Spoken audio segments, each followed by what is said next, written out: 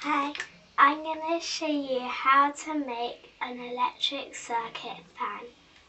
So first of all, you would want to start by putting the battery pack like that.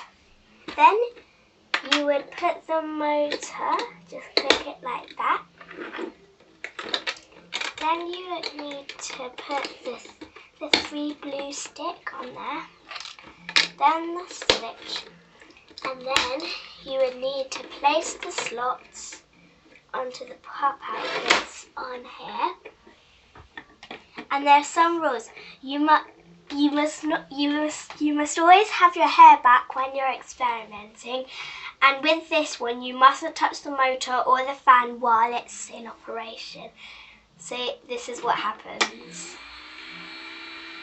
You will feel the breeze coming off it, and then it flies up like that.